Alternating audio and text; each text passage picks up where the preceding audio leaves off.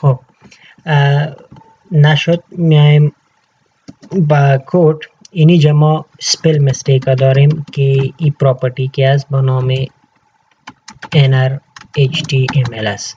چون جاوا اسکریپت کیس سنسیتیو است. کیس سنسیتیو به این معنا که اگر ما کپیتال آی نوشته میکنیم و خرد آی نوشته میکنیم این متفاوت است. به این خاطر کار نمیکرد که ما اینجا چرا نوشته کرده بودیم کپیتال آیا. اگر این را ما ریفرش کنم آلی سیف کنم ببینین که وقتی که ما سرزی کلیک میکنم متن ازی تغییر میکنه که این را ما چی میگیم اینتراکشن با یک وب پیج میگیم. اگر این قسم یک چی را روبرو میشین سپل میستیک و یا سینتکس میستیک نیاز نیست که کلی چیزا را یادی حفظ کنین به خاطر که زیاد کد است امکان داره یک کپیتال های اسمال ای چیزا ازتان مس شوه. شما میتونین که چی کنین بیاین یا با اون نوت مراجعه کنین یا بیاین به وبسایت به اینجا مراجعه کنین. اینجا مکمل چی را شما یافته میتونین سینتکسش درست است به این ترتیب شما از دیده میتونین. خب فرضاً اگر یک مثال دیگه بگیریم اینجا یک مثال است میخوایم که را براتون نشان بدم. فرضاً ای هم یک نورمال وب پیج اگر ما فرضاً میخوایم این بلب آن کنم سر از کلیک میکنیم یا آن میشه. اگر میخوایم این آف کنم سر از کلیک میکنیم یا آف میشه. این قسم یک چیز چطور ساخته میتونیم این فقط امو چیزای صلاحیتای و capabilities of جاوا اسکریپت است که ما براتون میخوایم نشان بدم چی کارهای ما با جاوا اسکریپت انجام داده میتونیم. بعداً مفصلا ما در لکچر بعد انشالله از سر شروع میکنم از وریبل شروع میکنم که وریبل چطور بگیریم و از کجا شروع کنیم. برای تشویش نکنین. فرضاً این قسم یک چیز اگر ما بخوایم در پیج خود بسازیم ما با این قسم یک گروپ نیاز دارم که ما تیار اینجا دانلود کردیم با خود دارم.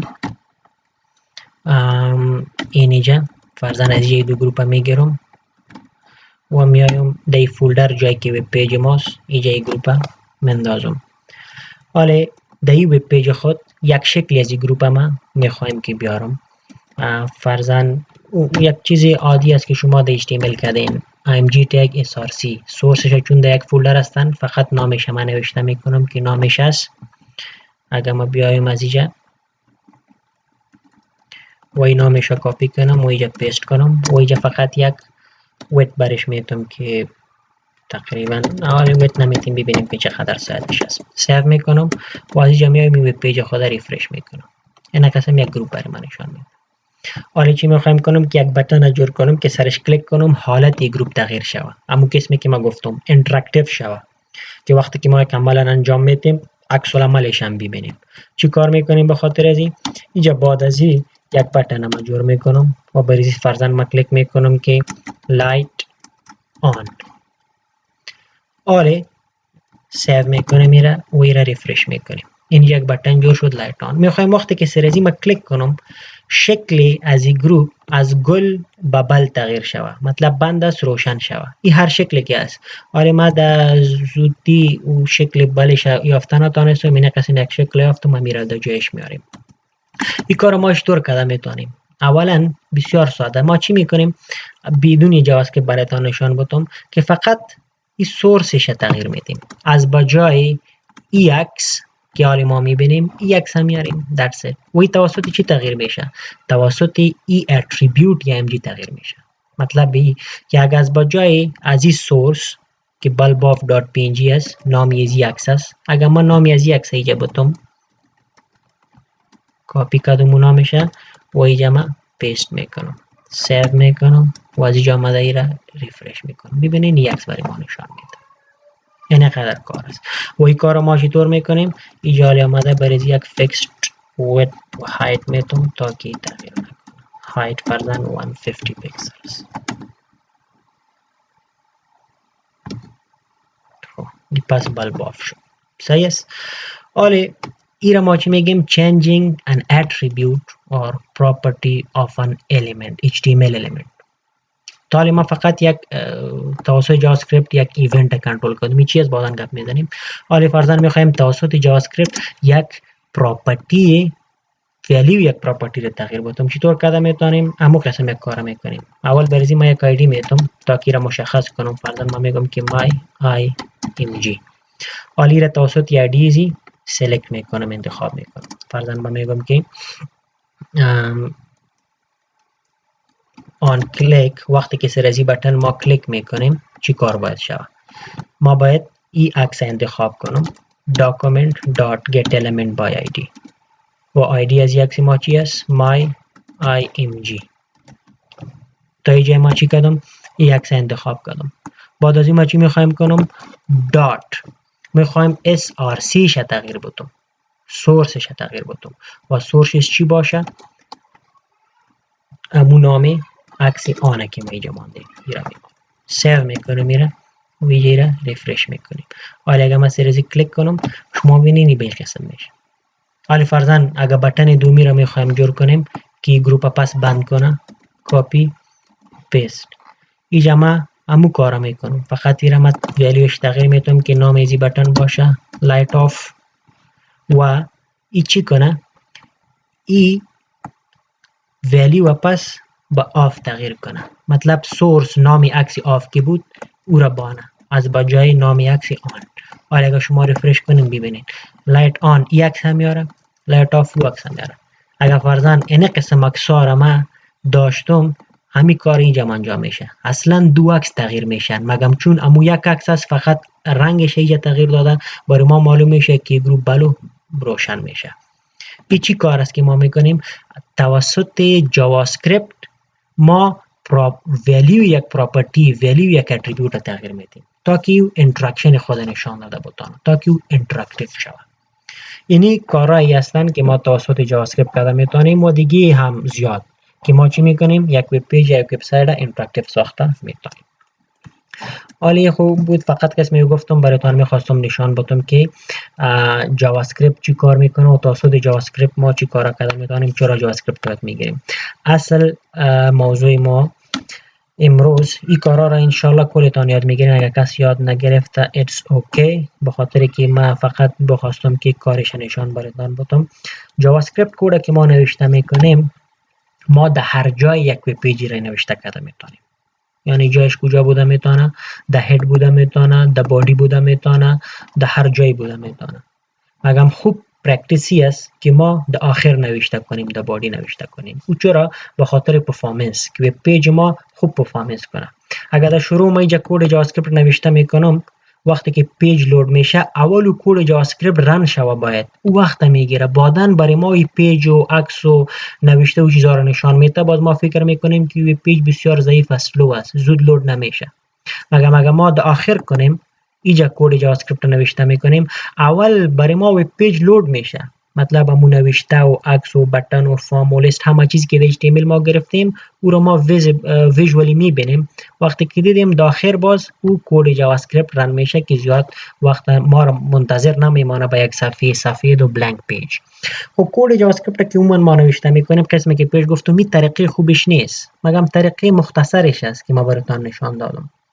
طریقه مختصری به معنی که در خود تگ یک HTML ما در داخل تگ HTML یک کد جاوا اسکریپت نوشته کردیم و اگر ببینید بسیار زیادی تگ طولانی شده است و این بسیار یک کار کوچک است، کار خرد است. اگر ما کارهای طولانی و کارهای دراز میکنیم بازی میتونه که در چند لاین 5 6 10 15 20 لاین یک کار ما انجام شود.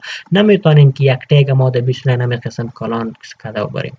خوب پرکتیس چی است که ما کد جاوا اسکریپت از داخل تگ بکشیم. مطلب یا در اینجا ما در جایی که بادی خلاص میشه یا در شروعش یا در هر جایی که است منتها در بین تگ ما زیاد کد جاوا اسکریپت نوشته نمیکنیم. و بیرون از تگ اگر ما نوشته میکنیم باز چی میکنیم؟ ما یک تگ داریم با نام اسکریپت تگ باز میکنیم و اسکریپت تگ بسته میکنیم. در داخل از این ما میتونیم مالی هر کد جاوا اسکریپت که بود سنتکس جاوا اسکریپت را عملی کنیم. این اسکریپت تگ شما میتونین که یک اتریبیوت تایپ برش مشخص کنین که از کدام اسکریپتینگ لنگویج استفاده میکنین. قسمی که ما اونجا پیش گفتیم مختلف اسکریپتینگ لنگویج ها داریم برای کلاینت ساید برای سرور ساید. در کلاینت ساید ما تنها جاوا اسکریپت نداریم، وی بی اسکریپت هم داریم و دیگه هم زیاد هستن. مگم جاوا اسکریپت دیفالت است، بای دیفالت در هر براوزر اسکریپتینگ جاوا اسکریپت میباشه. اگر باز شما یک دیگه لنگویج استفاده میکردین با اینجا شما گفته میتونین که فرضاً وی بی اسکریپت است یا هر اسکریپت دیگه که است به هر نامش که بود همون نوشته میکنین. مگر وقتی که شما جاوا اسکریپت نوشته میکنین تایپش هم میتونین که text slash javascript بانه. مطلب ای برای پیج ما و برای براوزر ما چی را نشان میده که داخل ای دو تگ اسکریپت کود کی است از جاوا اسکریپت است. مگم این نیاز نیست، به خاطر که در براوزرهای کهنه نیاز بود و نمیشناختن. براوزرهای نو که هستن کلشان بای دیفالت از اول میفهمن که اسکریپتینگ بای دیفالت در اینجا جاوا اسکریپت انتخاب شده است. حالا اینجا شما کلی کارا را کرده میتونید. فرضاً اگر ما همو کارا را اینجا میخوایم انجام بدم، باز به یک شکل دیگه انجام میدیم که نمیخوایم اونجا بریم یک فانکشن را باید بگیریم، ایونت را بگیریم. فرضاً ما اینجا یک کار دیگه ساده تر میخوایم انجام بدم. چی است؟ اوی است که ما همو قسم یک الرت متد که ما کال میکنم و یک مسیج نشان میدم. فرضاً ما اینجا نوشته میکنم که welcome to javascript. تای شد، سیو میکنم و حالا اگر فکرتان باشه ایرا ما در کدام بٹن نگرفتیم که ما سر بٹن کلیک کنم باز بله مارر بیا. ایرا بس همه قسم چی گرفتیم؟ در داخل اسکریپت تایپ گرفتیم. وقتی که کل لود میشه یا ای رن میشه، ای که رن میشه برای ما چی را نشان میده اینجا؟ این قسم یک alert message نشان میده welcome to JS. اوکی and that's it. مطلب بعد از استفاده از این اسکریپت تگا میتونیم کد جاوا اسکریپت در داخل یک پیج HTML ما نوشته کنیم. یک پیج HTML است در اصل. اکستنشنش اگر شما ببینین و اینجا بیاین ای در ذات خودش یک پیج HTML است. مگم در داخل پیج HTML که ما کد جاوا اسکریپت استفاده میکنیم نوشته میکنیم از تگ اسکریپت استفاده کرده این کارا میکنیم. دوم یک چند تا بیسیک سنتکس و استراکچرش هم میخوانیم، باز در کلاس بعد ان شاء الله مفصلا کارا شروع میکنیم تا که برای شما یک جای پرکتیس باشه، شما سریزی پرکتیس کنید. ما گفتیم که جاوا اسکریپت یک پروگرامینگ لنگویج است. وقتی که پروگرامینگ لنگویج است، البته که هر پروگرامینگ لنگویج به خاطر ذخیره دیتا وریبل کار داره. وریبل شما میشناسین که عبارت از میموری لوکیشن است که دیتا را با خود نگاه میداره، دیتا را ذخیره و استور میکنه. در جاوا اسکریپت که ما وریبل جور میکنیم از یک کیورد استفاده میکنیم به نام var یک کیورد است. دوم گپی که وقتی که شما در داخل اسکریپت تگ هستین یا ببینین کد جاوا اسکریپت دایرکت شناسایی میشه. var یک کیورد است که برای ما وریبل جور میکنه. قسمی که اونجا شما در سی پلاس پلاس انت استفاده کرده میتونستین، فلوت میکردین، کاراکتر جور میکردین و به همین ترتیب استرینگ جور میکردین، مختلف دیتا تایپ ها داشتین. اینجا ما او قسم دیتا تایپ ها نداریم چون که یک اسکریپتینگ لنگویج است. اسکریپتینگ لنگویج مکمل اصول و مقررات و استانداردهای یک کامپلیت ایندیپندنت لنگویج فالو نمیکنه. ای بعضی از استثناءات داره. قسمی که var نوشته میکنیم و یک نام وریبل میدیم. نام وریبل بیازو بلد هستن که الفابت باشه، در شروعش یک دو سی نباشه، ای گپا در سی پلاس پلاس که هستن همیشه هم قابل ایمپلیمنتیشن است. مثلا ما برش نوشته میکنم که x یک وریبل شد.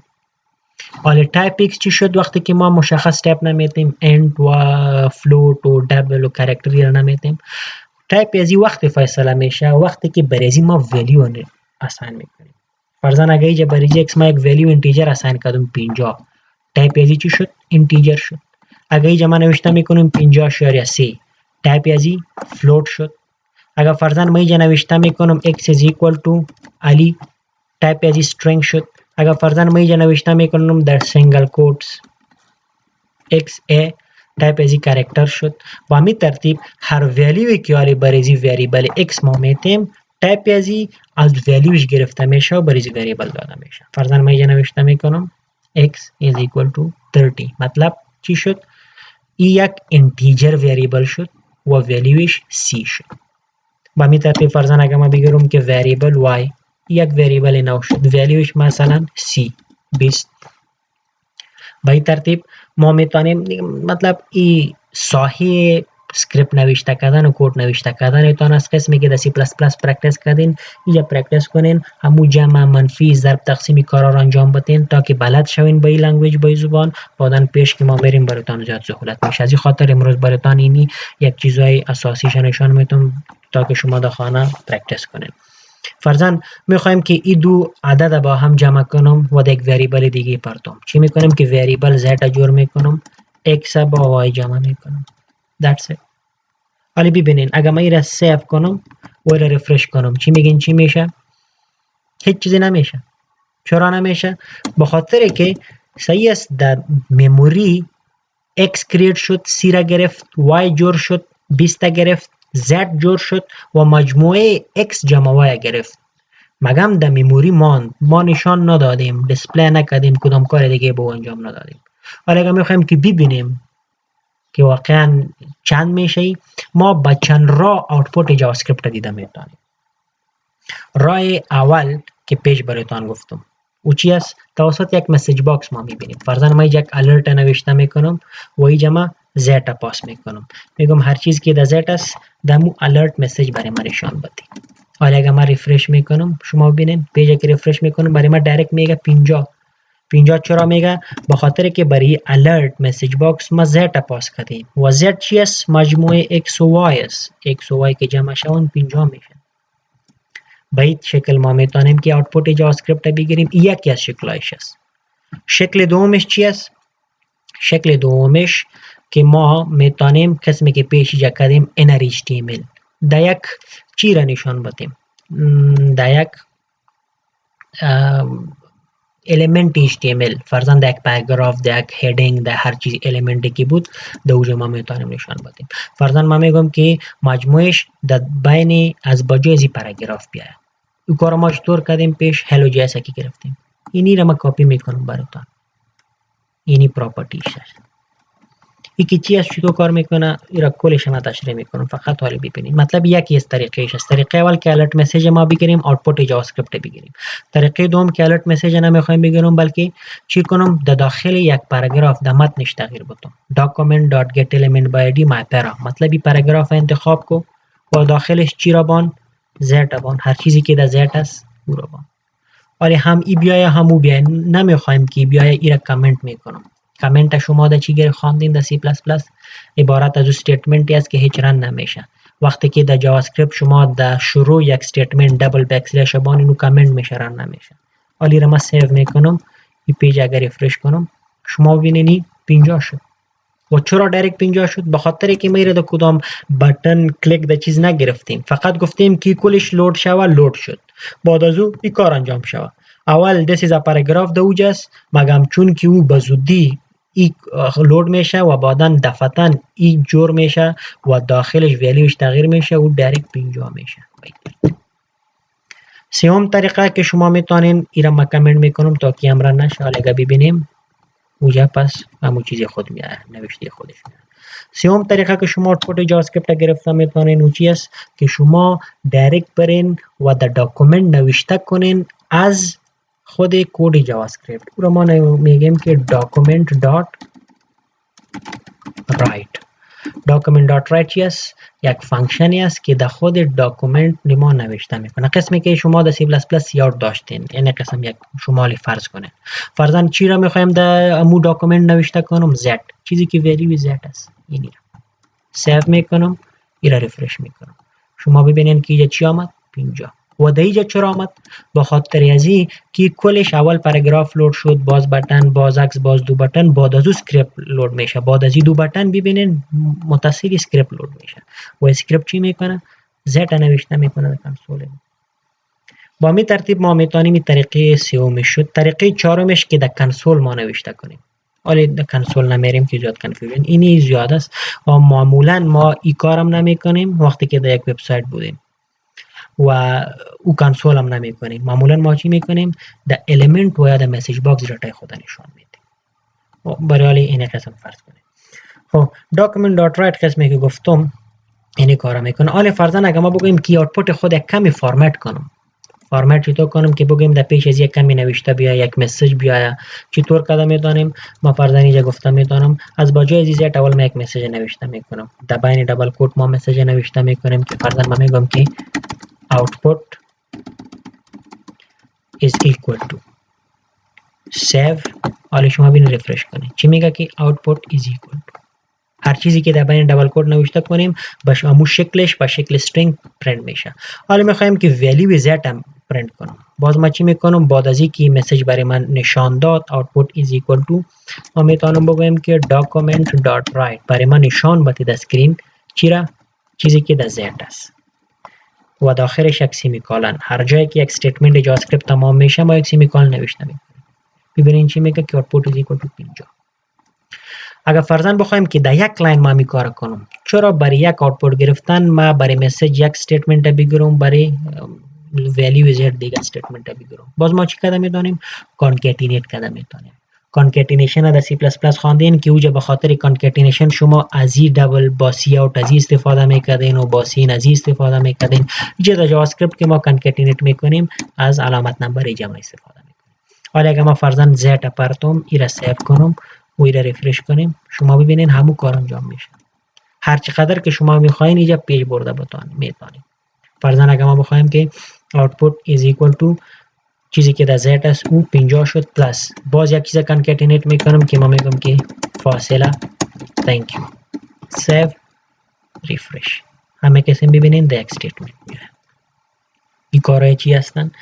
کارهای output statement جاوا اسکریپت و کانکتینیشن و دیگه ارتمتیک اپراتور را قسمی که در سی پلاس پلاس کردین اما کلش شما پرکتیس کنین با خود. اینجا در ویدیو زیاد وقت نداریم، زیاد ویدیو طولانی میشه، شما خودتان پرکتیس کنین.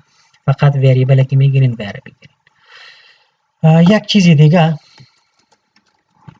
ایره شما مشاهده کنین، وقتی که شما میخواین که یک تگ HTML تان رن کنین، با شما میتونین به شکل کنین. ما که بیاره نوشته نکرده بودیم، ببینین اون متصلا در مو لاین شروع میشد. قسمی که در وب پیج مو قانون است که متصل شروع میشه تا که لاین بریک نباشه. حالا میخوایم که اول لاین بریک بیاید، بعد از او چی شوه؟ ای آوتپوت ما دیسپلی شوه. باز ما میتونیم که در document.write هر تگ HTML که نوشته کنیم او باز با جای که برای ما دیسپلی شوه کار خود انجام میده. اینجا شما ببینین بیار برای ما دیسپلی نمیشه. اینجا ما در بین استرینگ نوشته کردیم با آوتپوت، مگم اینجا دیسپلی نمیشه، مگم کارش انجام میده. کارش چی است که او لاین بریک کرد. به این ترتیب شما پیش رفته میتونید. وی کانکتینیشن شما در هر جای کرده میتونید. برای امروز همین قدر کافی است. شما پرکتیس تان کنین. با سبا انشالله که با تفصیل دیگه جزئیاتش ببینیم.